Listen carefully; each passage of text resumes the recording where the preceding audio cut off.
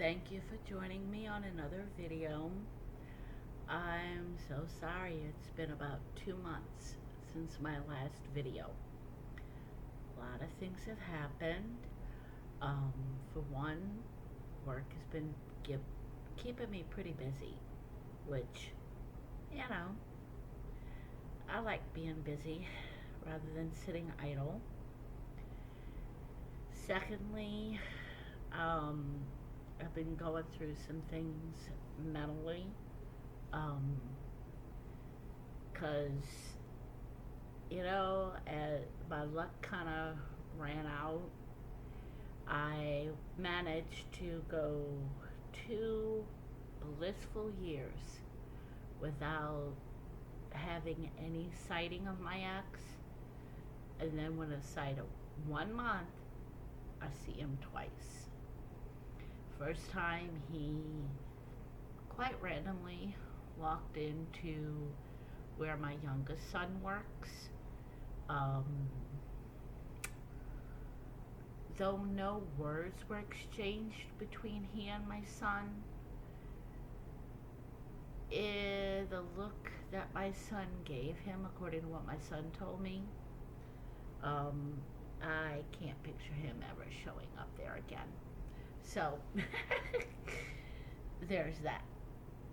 And then the second time, I was with a couple of clients. I was driving them around downtown, and lo and behold, I see my ex riding his bicycle um, down the street, and the whole time we kept hitting the same red lights, and I was no more than, I don't know, 30 feet away from him, yet he didn't even see me. So, that was kind of funny, but it was also kind of nice because it was a hot day. It was like 100 degrees outside that day. Here I am in my nice air conditioned vehicle, and he's on a bicycle. So that was kind of nice to see. Um, did I want to call out his name and have him see me? Yeah, I was tempted, but I had clients in the car for one thing, so I had to behave, and it would have caused more drama than it was really worth, because of course he would have acted like, oh my, and oh, it wasn't worth it. But in that first sighting, unbeknownst to me, it triggered some memories. I didn't realize that at the time. It took some investigation between me and my therapist, that seeing him, my body started to react. My body was like, oh, wait a minute, he's not safe. Okay. And because my body reacted, my brain is like, okay, what's going on? And basically started trying to pull memories up, and it was a mess. But through an hour and a half session, we were able to pull up some things that my brain was trying to suppress. Basically, my body was remembering, but my brain was like, no, no, no, no, we keep it down. And so we were able to pull some of those up and deal with them. Like I said, it was an hour and a half session. Um, so it was definitely interesting. But the second sighting, like about 2.5 weeks later, it didn't pull up anything, thankfully. Oh, I know there's way more memories out there that I haven't gone through. But if they come up, they come up. that's the way I'm rolling these days. But the last week or so, I've come to some more realizations of what our marriage really was, in addition to what I talked about in a previous video. That kind of hurt. For starters, you know, as I said before, he never loved me. I loved him with all of my heart, and I was just a means to an end from the very beginning. I was whatever supply he needed at the time, I was the supplier. Cut and dry. But what really hit this week was I was watching a video on Instagram about narcissism and what narcissists do. And it talked about how when they coerce you into doing sexual things that you didn't want to do or that go against your values, that's sexual abuse. And I never thought about it like that. But one particular incident came to mind when I was watching this video. And that was, oh gosh, I want to say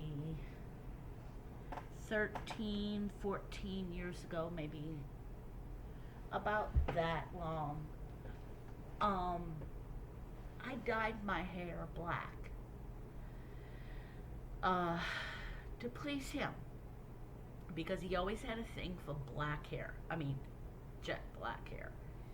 And he always wanted me to dye my hair black, and I'm like, no, because I wouldn't look good in it.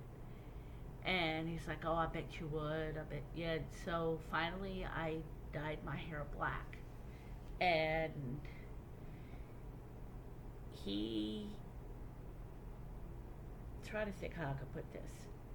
I got way more attention with the black hair than I had in years before that, or since, until we were divorced. I couldn't keep his hands off me. But the thing that stood out was when we were at work, because we worked together at the time at the same place, fast food place. I couldn't keep his hands off of me at work. He would slap my rear end, grab my chest, make innuendos, like inside jokes type things that only he and I would understand.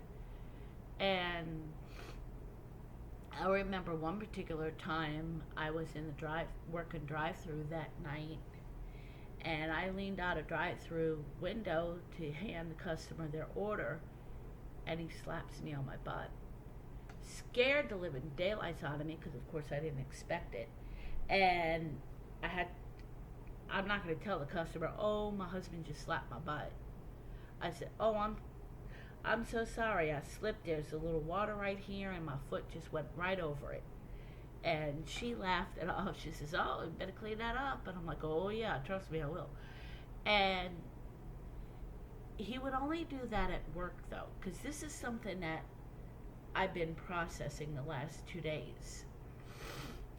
And it dawned on me that he only did that at work. And first off, I asked him to stop, because I'm not one for graphic show of PDA. you know, just a kiss or a hug, and I'm good. You know, I feel anything more than that is meant for behind, you know, within your home. That's just how I am. And he knew that from the beginning because I was always like that. And he would always try to make out with me at work or do other things like I explained. And I asked him to stop because I said if I felt like it was animalistic, you know, um, I didn't know how else to describe it other than that. And he got mad at me for saying that because he's like, it's not like I'm just some random guy. I'm your husband. It's okay that I do that because that's my body. Your body is my body. And I'm like,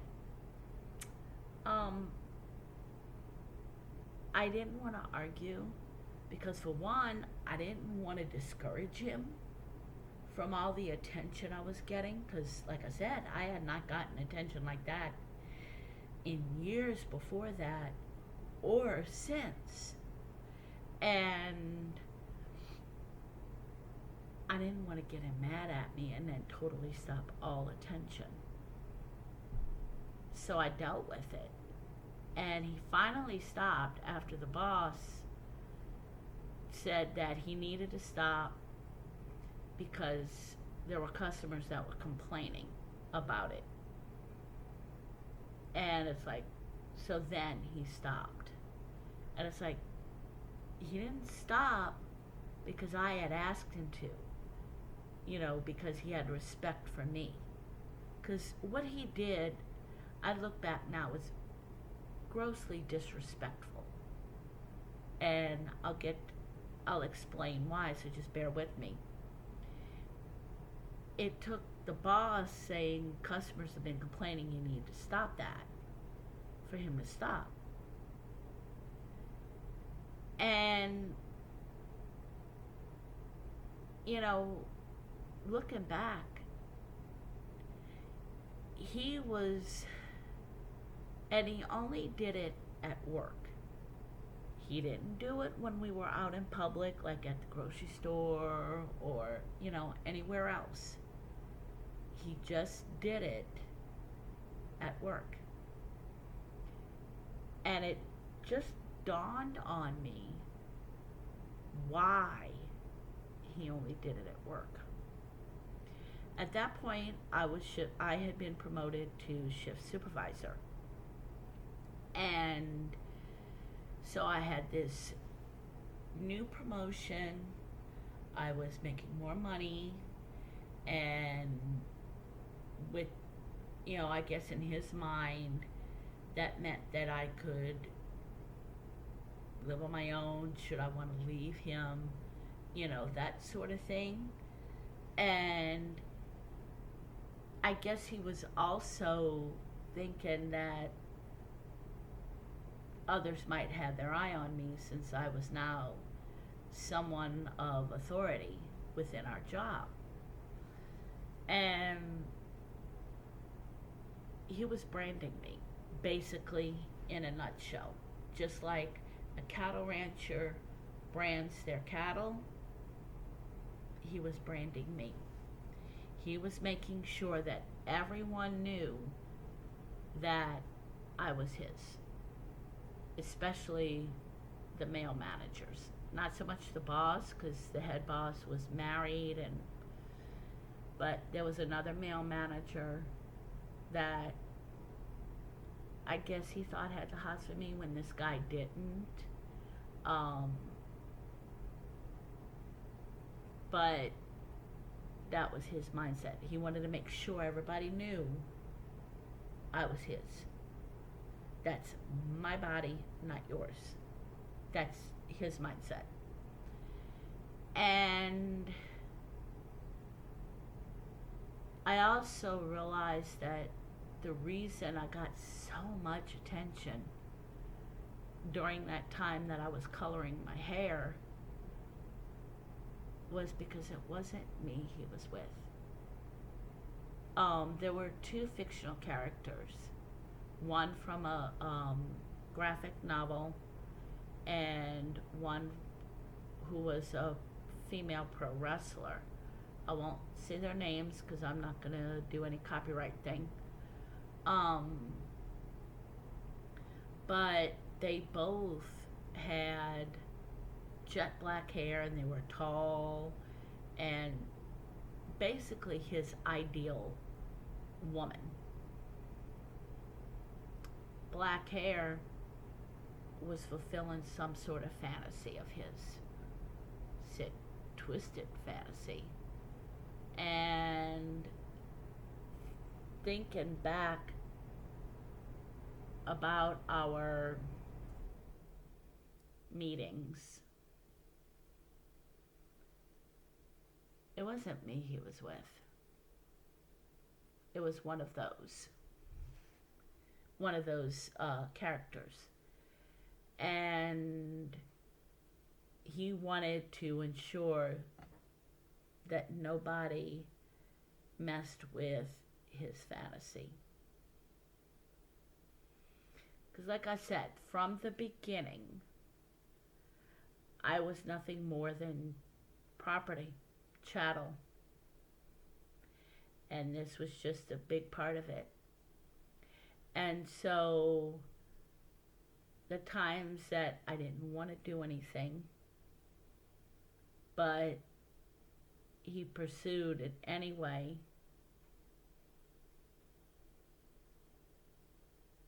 or he touched me like he did at work, I was sexual abuse. Kind of sort of like rape. And it makes sense because the last few months I've been feeling as though he had, and I couldn't understand why that feeling was coming up until I saw that video the other day. I think it was yesterday or the day before. And then it all made sense. And whenever, even if you're married, if your partner touches you when you don't want to be, that's wrong and it's abuse. You know, it's one thing if they ask and you say no and they kind of want to play around and be playful, and then you still say, baby, I'm not up for it. If they stop, okay. But if they continue to where you give in just to shut them up, like what had happened with me, it's abuse.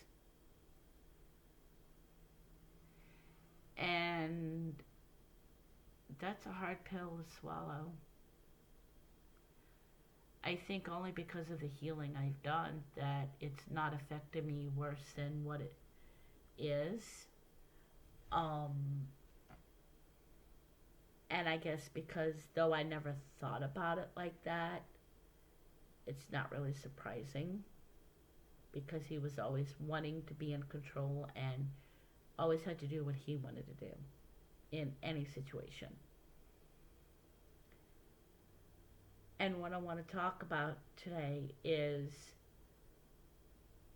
just because you were viewed as chattel or property,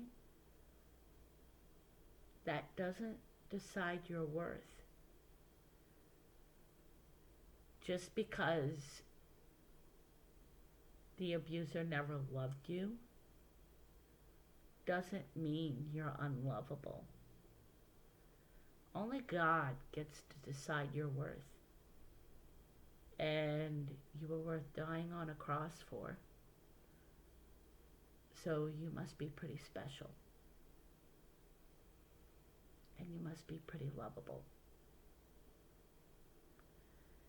So don't let any abuser, either current or ex, make you feel like you're not worth being loved, you're not worth being treated with respect and dignity, because you are. Well, you guys have a good night. I'll try to get these videos up and going quicker. And you have a good week. Stay safe.